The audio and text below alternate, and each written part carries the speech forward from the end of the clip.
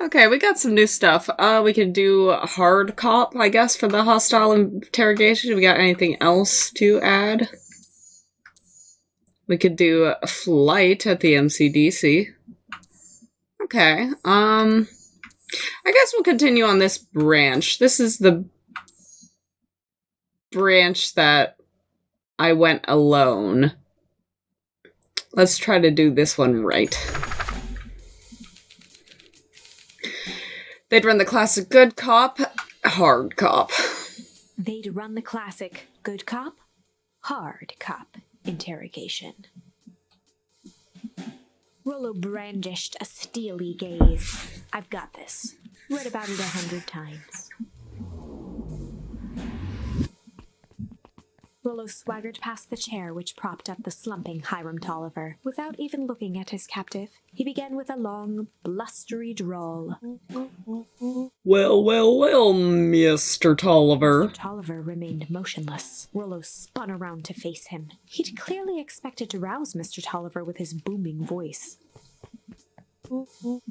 Mr. Tolliver. And Luca gave each other an unsure glance. Rollo slammed his fist on the table. I said, Mr. Tolliver! Grabbed the table lamp and beamed it onto the unconscious face. Mr. Tolliver groaned and slowly lifted his head. He recoiled with a muddled, weary squint. What in the world? And wobbled as he attempted to straighten up. I can't remember what voice I gave him. Who? Who's there? Tolliver could only make out rough shapes through the glaring light. With a gruff tone, Rollo hoped to both conceal his voice and intimidate. I'll be asking questions here, punk. Now hold on, let's just calm down. Oh, I am calm. Calm as a carrot in dirt. As for you, looks like you're sweating. The expression on Beck and Luca's faces transformed into awe. We could do this my way, or let's just say I've never needed another way. Hitting his stride, was now channeling every detective trope his memory could recall. He slammed the table again. Now dance. What? I don't even... Tolliver's voice became desperate. He was nearly in tears. You tied me down. How on earth can I dance? Dance with your mouth, punk. Spill the beads. What do you do poking around this house? Oh, I'm here to help Juniper. To make sure everything's ready. So, you're in cahoots with Gran. Gran? Mr. Tolliver was in a daze, now more confused than ever. Gonna help her blow up the festival, eh? Blow up the festival? Good lord. His head, feeling more and more dizzy. No, you've got it all wrong. Where's she now? She's headed to the source. Source? What's the source? It's where Voice faded to a whisper. the town began. Where it all began. Is Operation Sparkplug? Mr. Tolliver passed out cold. Huh. Rollo swung around with a repentant grimace. Damn, Rollo. I think you went a little too hard on him. What do you say about the source? It's where the town began? We need more information. Yeah, but we better not push Mr. Tolliver any further. Is there anyone else who might know more? What about the History Museum? It just got set up for the festival. Nah, that tent was put up by the Valentines. Everything they do is just a bunch of fluff to glorify themselves. Is there anything more reliable? The library.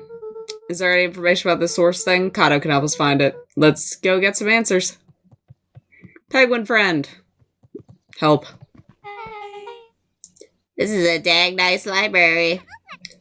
Thanks, we work hard on it. Aren't you a little too adorable to be a librarian?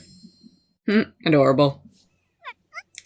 Oh, Kato, hang in there so much. Eventually they gave him a set of keys. I just keep an eye on the place for Miss Novak sometimes. They got you working for free? That's why I get access to all the books I can read. What more can a person want? Fair enough. What can I do for y'all? We need a favor. I already told you and Rollo. I can't put you any higher on the wait list for the next Hagatomic. And if you're hearing more candy, I'll have you know I can't be bought. Call it a personal code of conscience. Actually, we're looking to do some research. Now you're speaking my language. What are you looking for? the thing is, we sorta don't know. What do you got on the history of the town? There's the county record archives. What's in those? Births, deaths, newspaper clippings, stuff like that. Pretty boring reading. But they do go all the way back to when the town was founded. Great, we'll start there. Chapter 8. 6 feet under, 3 towns over. The kids spent the rest of the afternoon combing through dusty piles of old county records, desperately searching for anything that could help them make sense of Mr. Tolliver's cryptic utterance. Luca tried to shake the thought of Gran's basement, but his focus wavered. Explosives, messages hidden in jam, dossiers on various town figures, and a corkboard threaded with photos.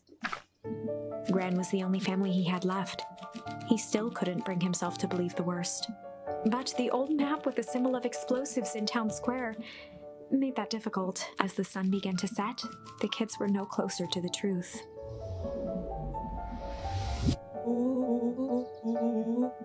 If I have to read any more records, my eyeballs are gonna pop.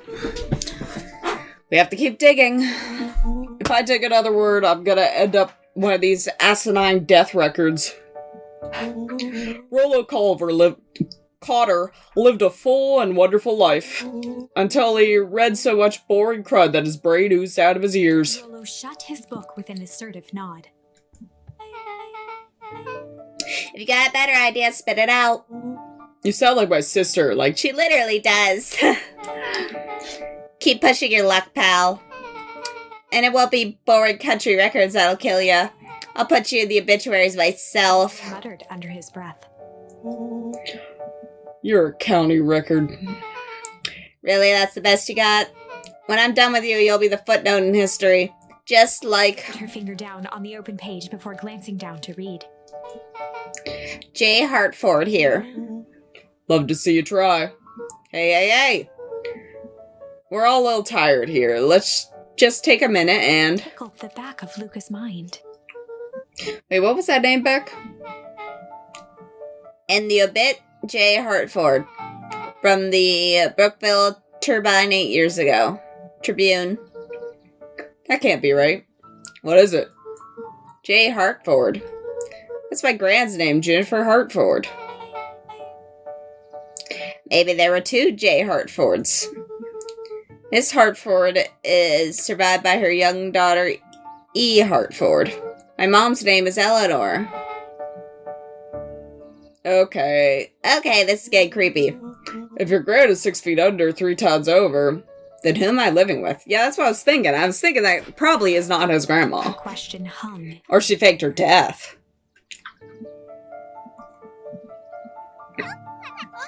Alright, gang, I gotta close up for the night. Rubbed her eyes. How late is it? Almost 10.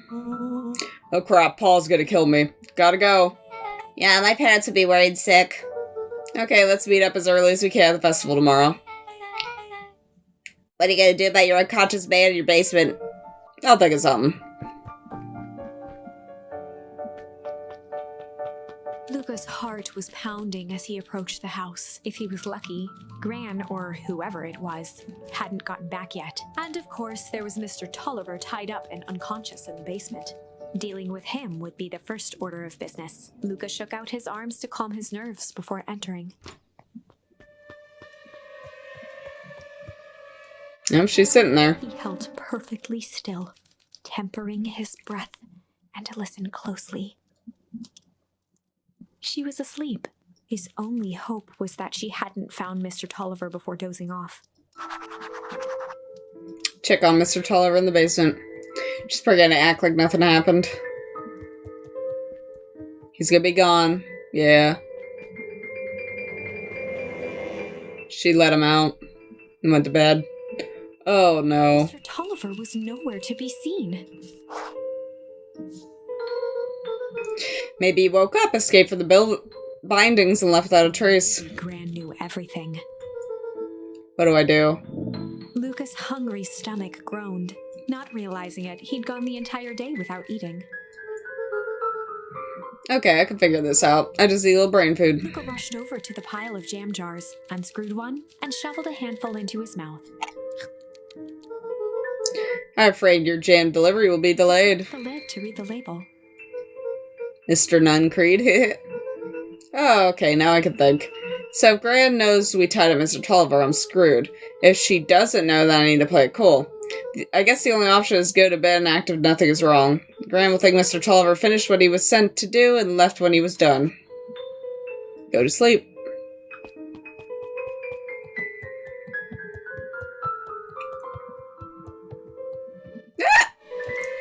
She gone. Gran? Okay, stick to the plan, go to bed and play it cool. As Luca climbed the final stair, the emotion of the day dragged heavily on him. With each consecutive step, his legs weakened. His stride began to falter. He tried to grab for the railing to steady himself. Something was wrong. Come on, legs, just a few more steps. Ooh. Luca groaned and tried to move. She'd been drugging Mr. Nuncreed. His limbs might as well have been bolted to the ground. Through numb lips, he mumbled just before falling asleep. The germ. I guess mission accomplished.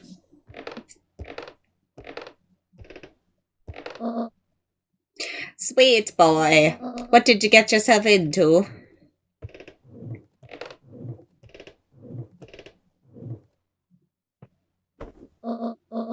Rest now and let me handle everything.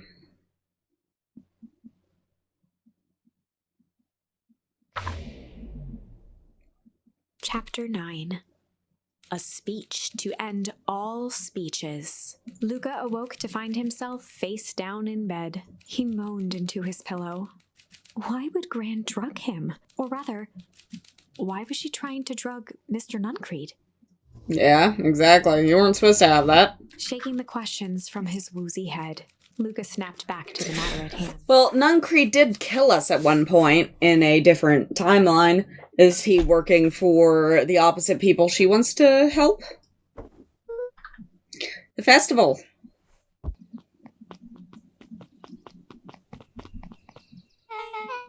Where have you been? Gran put something in the jam.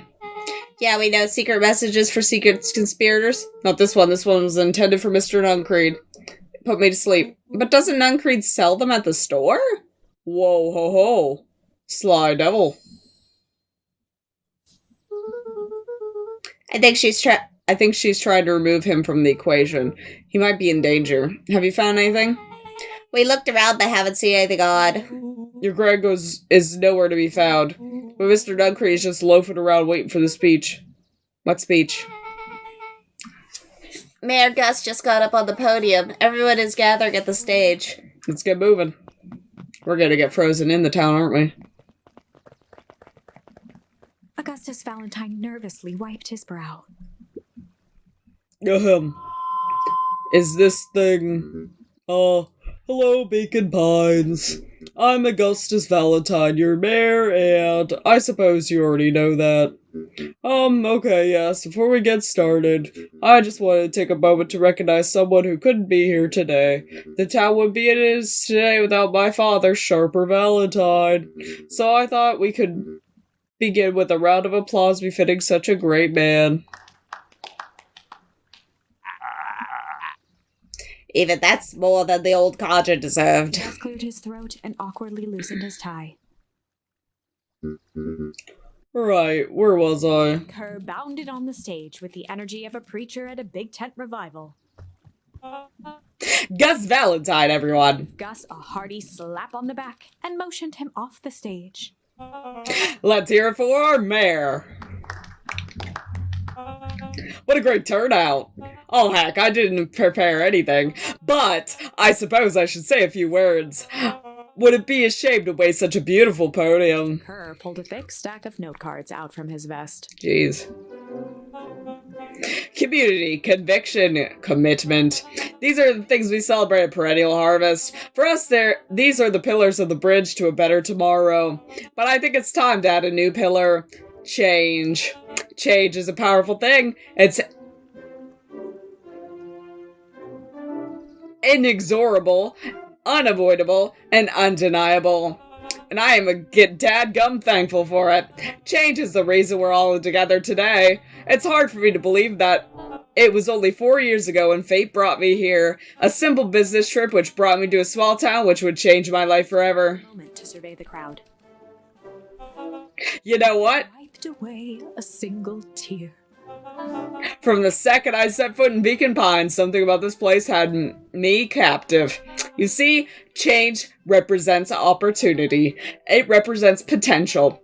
It was change that helped me recognize the potential of this place, and to see that the people of this town, despite suffering great loss, still held on to the things that made them special. Jumped the podium to emphasize each word.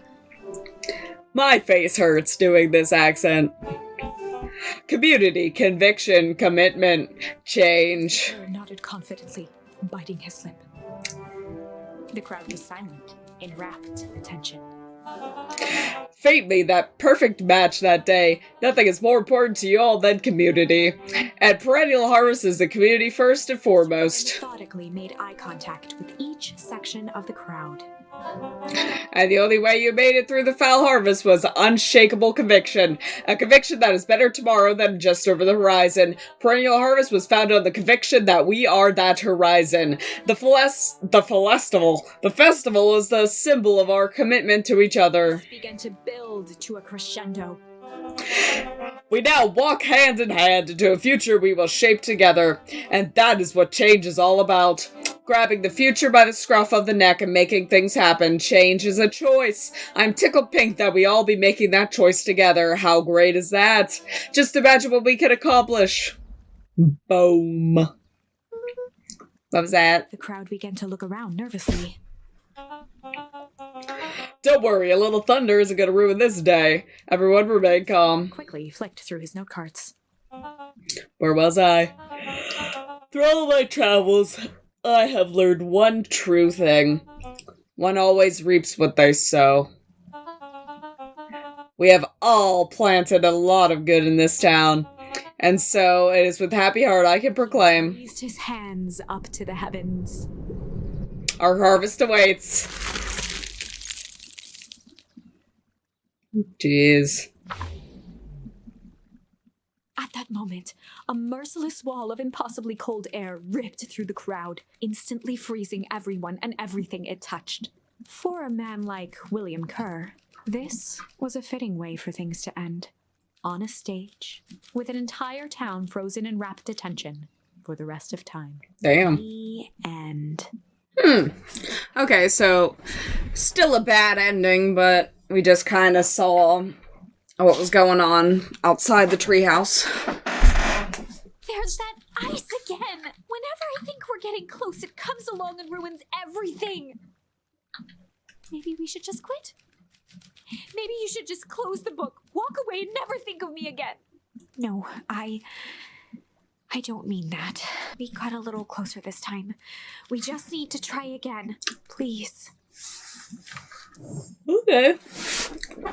Well, we got Sly this time. I guess Sly will get him to tell us the answers.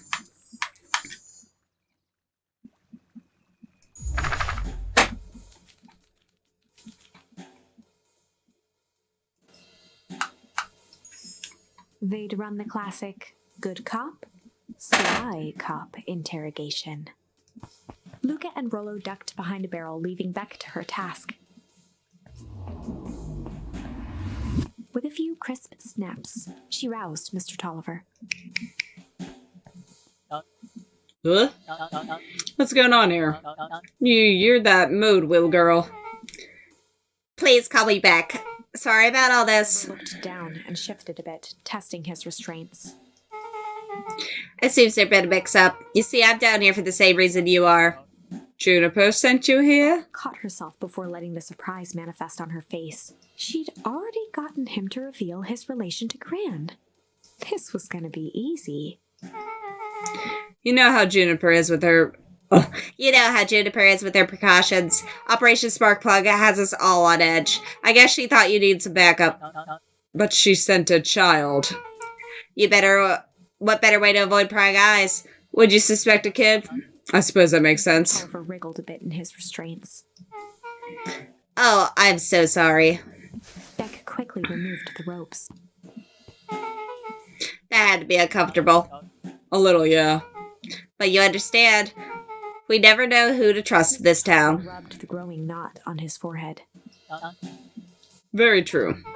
So it turns out we're both here too. Her hand, as if to prompt Mr. Tolliver to finish her thought.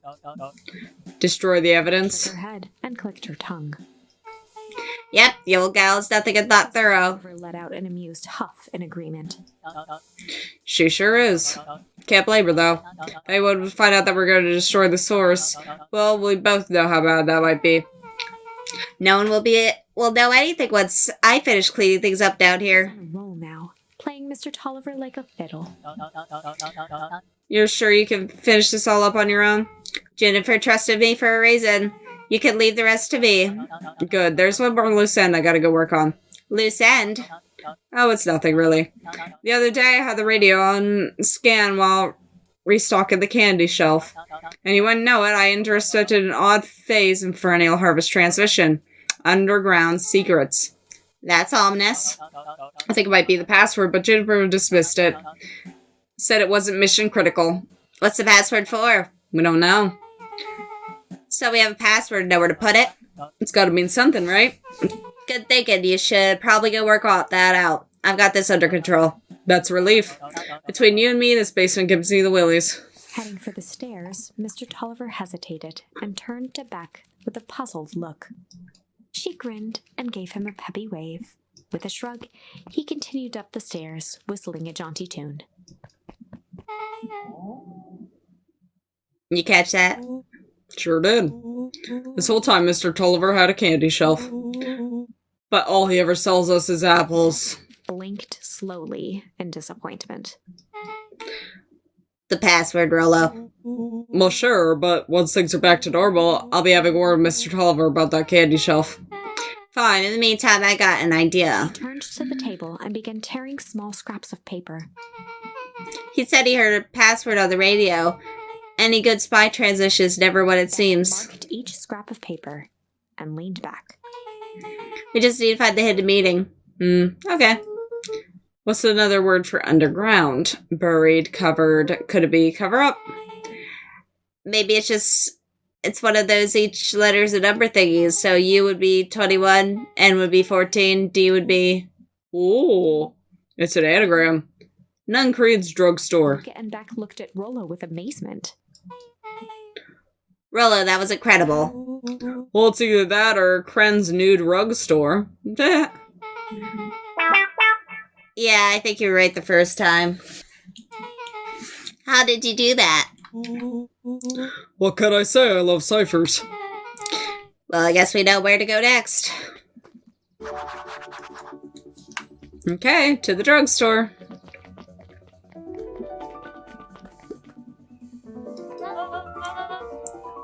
You scared me half to death. Sorry. You kids haven't seen Mr. Tolliver around, have you?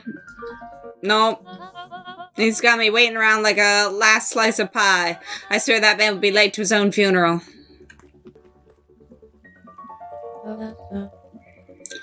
You're late, Angus. Sorry, sister. Was caught up with work.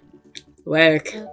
You. I had a few more details to lock down for the festival. Oh, what? Do you have the report?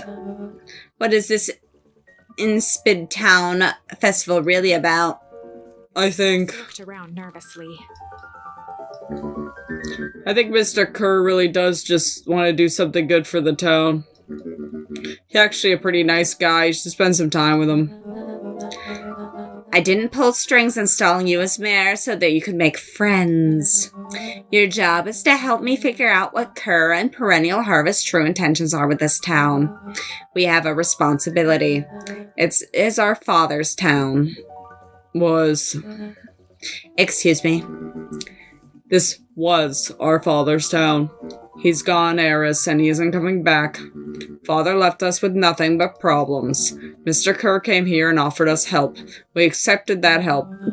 We didn't agree to them turning Father's warehouse into a toxic dumping ground. That's just a temporary arrangement. The glow can be seen from our damn backyard. They are dumping their nasty little secrets on us. When this all inevitably goes wrong, who do you think will be blamed? His cry hung in the air. We have a new choice to make now, sister. This town is going to change whether we like it or not. We are going to choose to be part of the future, or be forgotten in the past. It's a shame. Father named you Augustus. But you will always just be a Gus. Good night, Eris. I'll see you at breakfast tomorrow.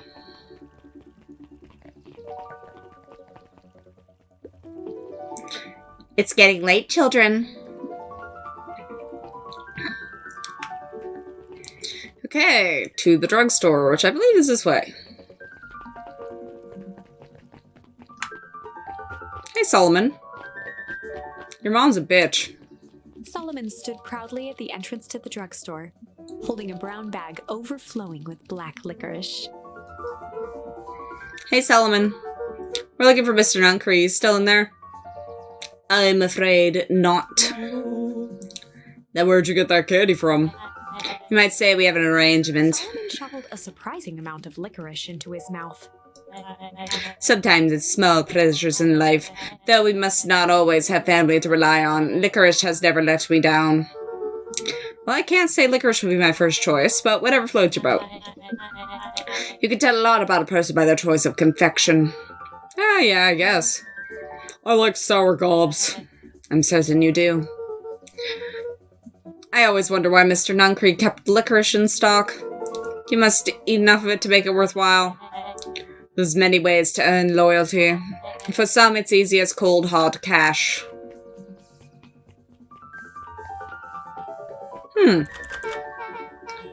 Well, he's right, it's locked. There's gotta be more clues. Okay, let's see.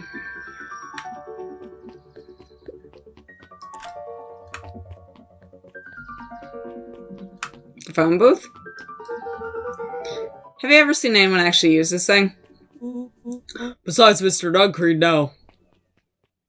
Beck cupped her hands on the glass to peek inside. That's not a normal phone booth. It's got like a blinky keypad. Why would there be a blinky keypad? Kren's new drugstore.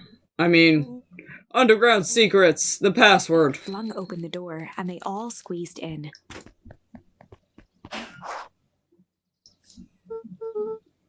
Alright, let's see here. Luca cracked his knuckles and entered the letters into the keypad. Underground Secrets. Sounds like that did something. Great, now what? I guess we... The side of the phone booth dropped loose from its shell. Without even the space to panic, they closed their eyes, held their breath, and accepted their fate. Suddenly, the chaotic descent slowed to an effortless landing. It was unclear where they ended up, but at least it was solid ground. Laundromat? Stagnant and smelled vaguely of chlorine. Yeah, laundromat. Oh, I knew it. You knew that there was a secret hub full of strange tubes under the phone booth. They kind of look like dryers.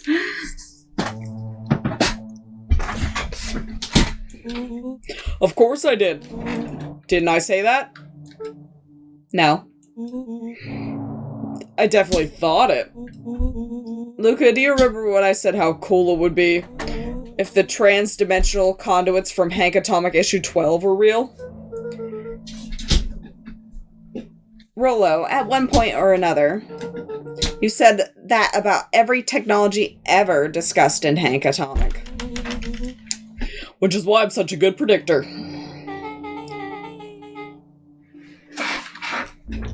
It looks like each of these has something written on them.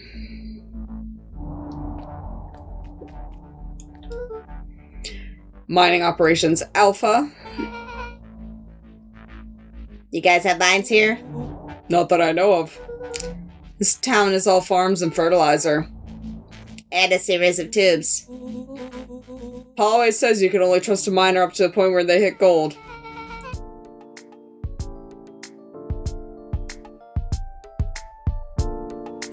Thanks for watching. Please like, comment, and subscribe. And come join me again. Bye!